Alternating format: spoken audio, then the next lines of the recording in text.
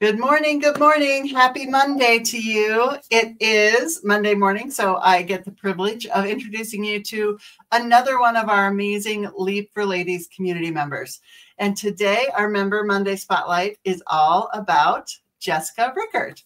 So Jessica, welcome to the Member Monday Spotlight this morning, and tell our listeners, whether they're listening live or they're watching the recording later, tell us a little bit about who you are and what you get to do for a living. Sure. I'm Jessica with Jessica Rickert Coaching, and I'm a life coach mostly for women, and I help women uncover solutions to their life challenges so they can live their best life. So I really want to help women set goals, create habits, work on their mindset, and implement gratitude in their life. And then whatever else they want to work on, I meet them where they're at. So we make baby steps, creating those habits to kind of get to that end goal wherever they want to be in their life, because I want everybody to live a better life. And it's always nice to have a problem-solving partner to do that with. Yes, I love that. I love that. Jessica and I do a lot of the same things, only I just focus on your business, where Jessica can focus on your whole life, which is amazing. Because as I tell my clients multiple times, we come to our businesses as a whole human being. And if something's not working in your personal life, it does affect your business, right? So what are some of the things that you help your clients work through? It's interesting. The overarching theme for any client that I work with is self-care. So they might have some specific goal they're working towards, but they always need to add some self-care into that. And along with that comes time management and time blocking, because I think for us as women, generally, we really focus on everybody else, taking care of everybody else, taking care of everything else. And then if we have any time left over, we take care of ourselves. But that's problematic because, it's that filling your cup. So if we're not taking care of ourselves, we don't show up as our best selves for other people. And I know this, like for moms, if you're stressed out all the time, then you take it out on your kids and you have less patience than if you did maybe some little self-care for yourself to get yourself ready for the day. And then you approach your kids better. And we just never make time for ourselves and self-care. So self-care isn't selfish. And I feel like we're moving in that direction, but we need to be intentional about creating time to fill our buckets too. Yes, yes. I read an article a couple of weeks ago, a snippet from a book called, I think the book is titled Real Self-Care. And she defines, in the article, they pulled out two of the points. I'm sure there's way more points in the book, right? But they pulled out 2 points. For real self-care to take place, you have to set boundaries around your time, and you have to learn to not feel guilty about setting those boundaries, right? That's the key part. We can set boundaries, but then we feel guilty about, okay, I said no to that person. I feel guilty. I shouldn't do that, right? That's the critical part of self-care that I think most people miss. So what kind of tools do you use to help your clients kind of really move through some of those issues? Yeah. And that's actually something that's come up with a recent client, the boundary and the guilty feeling about, well, I've got to do this and this. And so we had a conversation, and I like to ask my clients a lot of questions because I feel like if I just tell them things and they don't get there on their own, they don't believe it as much. So through my questioning, I was asking her, well, you meet with your own clients because she has her own business. And do you ever cancel on them? And she said, no, I would never cancel on them. I'm setting a meeting with them. And then she paused and she was like, oh, so I should start setting meetings with myself and like holding myself accountable, because that's important too. And it was like the light bulb went off and it was awesome.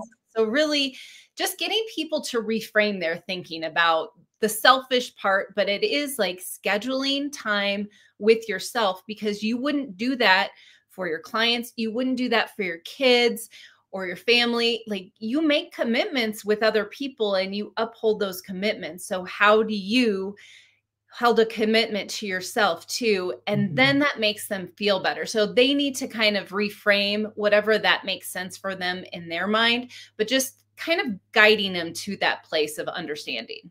Yes. Yes. I love it. I love it. And, that's the difference between kind of consulting and coaching, I kind of go back and forth between those two definitions in my Yes. work with my clients, right? Yes. Sometimes people just need the answer. And if I have the answer, I'll give it to them. Yes. But yeah, consulting is having the answer and coaching is having the right question, right? So I love that. I love when you can have a great question and it sparks that clarity or that connection, makes that connection in somebody's brain. You're like, oh, okay, I see it now, right? Yes. Yeah. So Jessica, I know you have such an interesting story about how you came to build your business. You used to be a teacher. So tell everyone kind of about your journey and why you do what you do. Yes. Well, I was a first and second grade teacher for about 10 years of my life. And then I moved into, Thank you. yeah, and it was fun. I mean, I love the little ones, and every day was a new day and very challenging.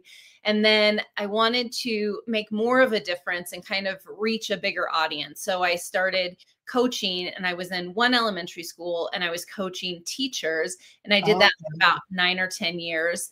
And I loved the coaching piece, but there was so many things going on in education, and there still are. And I just felt frustrated and that I couldn't do the work that I really believed needed to be done to make a difference for kids. And that was kind of my focus. And I just got to a point of super frustration. I wasn't living a good life. I had terrible habits. I was not coping well. I was not taking care of myself at all.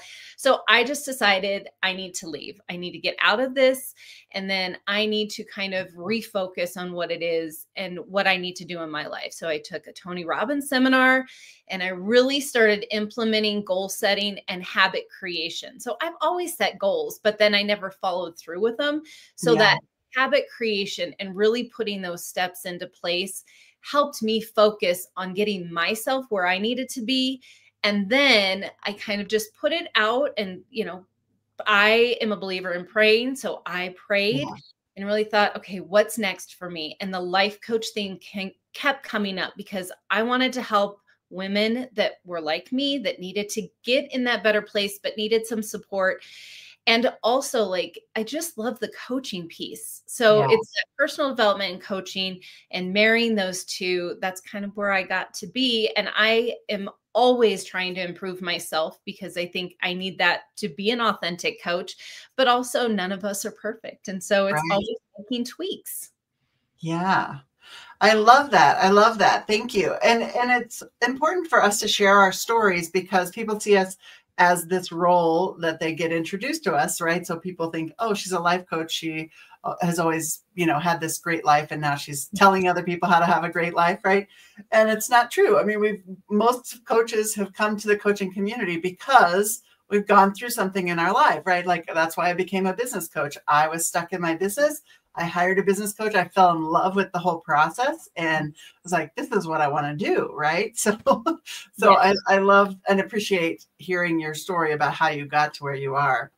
So you've mentioned habits several times, Jessica. So what is your favorite tool or your favorite method to help people start building on those habits or creating positive habits? I mean, I think that's our whole life is made up of habits. And so whatever your habits are, that's what your life looks like. And that those could be good or bad or neutral, but I'm all about taking baby steps. So whatever they want to do. And I do think it's important to set a goal because we need to know where do we want to be. And then we think about, okay, what is the habit that maybe is not serving me that I need to eliminate? Or what is a habit that is going to help me get to this goal too? And so I talk with my clients and we just decide, okay, what is that first habit that we need to create? And then think about scaling way back, because I think all of us instinctively go to, I want to get it done tomorrow, so I just need to do it all. And then we all feel, of course, because that's just not how habit building works. And so I use the example of, okay, you want to become a runner and you want to run a marathon. Well, we're not going to start off running 5 miles a day if you've never run before. So start with putting your shoes on and going for a 5-minute walk and building on that. And so with my clients, we determine together, what does that habit need to be, and what's the smallest entry point? And then every week we build on that and add to it and increase the amount of intensity. We also look at like time blocking. We need to Mhm. put that on our calendar if that's the habit, and have consistency with that, and then track it too. And then talk about what were the obstacles, like what got in the way or what didn't work, and how do we tweak that. And that's really how I meet people where they are, because it's like, Yeah. okay, for my life, this doesn't work. So I can tell you, well, you need to do this and this and this, but we Yeah. all know that information and we all know it. So it's what's going to work for your life. I was just working with a client. I'm all about getting up early in the morning, Yeah. because I know if I don't get up in the morning, I'm not going to get it done. And so I kind of introduced this thought to her because it worked for me. And she finally said, you know what? I just can't. I have little kids. I value my Mhm. sleep. And I said, that's great. If it's not going to work for you, I'm not going to force you to do something that you Right. don't want to do and won't do. Yeah, exactly. I love that. I love that. And it is important to really set the clear expectations, because we do want this instant gratification. It's like, oh, I'm going to start this habit. It's going to work perfectly. And then my life's going to change in 2 weeks, right? It's like, well, that's not really how it works, right? So I love that you're helping them set these smaller goals. Like here's the bigger goal, but let's really break it down into these smaller steps that are going to get you there. Because it's, I think people just have such unrealistic expectations. We're bombarded with all of these success stories and miracle stories and all that kind of stuff online. And so we think, oh, they did it, I can do it in 2 weeks as well, right? Or, we see their front office. We don't know what happened in the backstage all the time, right? They're Exactly. a 10-year overnight success. They're like, oh, that person's all of a sudden, got 1 million followers or whatever. Well, they've probably been doing it for 5 or 6 years, right? It didn't just happen overnight. So I love that you're helping people set those realistic expectations. And then, I'm a huge believer in accountability. And I think that is so important to help keep us motivated, because we will have days when we fail, right? When we slip out of our habit. And so it's how do we keep going, get back on the horse, if you will, right? And how do we get back into the habit when we do have those times when we slip out? So that's where we need a coach, right? Somebody to help us just keep guiding us and encourage us to do what we know is the right thing for us to do. Mm-hmm. Yeah. Exactly. Yeah. Awesome. Well, I have put Jessica's information in the chat, so you can find it there. It'll also be in our little show notes in the post, wherever you're finding this. And it's time for us to start a little wrap up with some fun get to know you questions. So let's see. This one sometimes throws people off, but I'm going to ask it anyway. We're going to go with music today, music related questions. So if you had to pick a theme song for your business, what would it be? Oh, that's a good one. That does throw I me know. off. Something about growing and changing. Actually, I love the Alicia Keys "Girl on Fire." Oh, That's yes, a yes. long ringtone, and I do like that. It's just like you're trying to continue to go and strive for things. Yes, So yes. First. On fire in a good term, not burned out, not completely burned out. So there's two sides of that coin, right? Yeah. Okay, what was your very first concert that you remember going to? Oh, it was Tiffany, and opening Oh, for Tiffany was New Kids on the Block when they were just starting. So nice, very nice. real back in the 80s, but didn't last long, but they are still around. So Yes, they're still on tour. Actually, I just saw a poster for them when we were traveling last week. And here's one that's related to your business. So what's a small habit that you swear by for success? For personally, I get up in the morning at the same time, Monday through Friday. I know I should do it on the weekends too, but and then I go for a walk right as I get up. And I Nice. know personally, it gives me more patience. And for my business too, then to kind of tackle all the tasks that I need, or if I'm on a client meeting, I just feel refreshed. I feel clear headed. So going outside and walking every morning really grounds me and sets me in a better place for the rest of the day. Nice, nice. I love that. I love that. Yes. Now that it's warmer, I go out in the backyard and water the plants and get my feet in the grass, walk around barefoot. It just, that grounding to the earth really helps me first thing in the morning. Don't do that in the winter, of course, but, but I love being barefoot in the grass. Yeah. I do walk in the winter. It's just a lot more layers of clothing and not as enjoyable sometimes, especially like those 0-degree mornings. I did it, but it was good. Yes.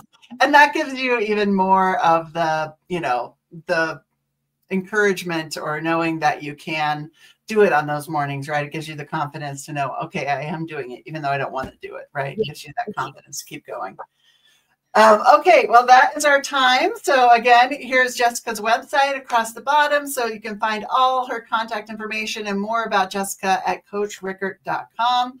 And again, all of her contact information is in the chat and will be in the post as you see it later on. So Jessica, thank you so much for being a LEAP community member and for being our Spotlight member today. Thanks, Mary. It was fun. Yeah.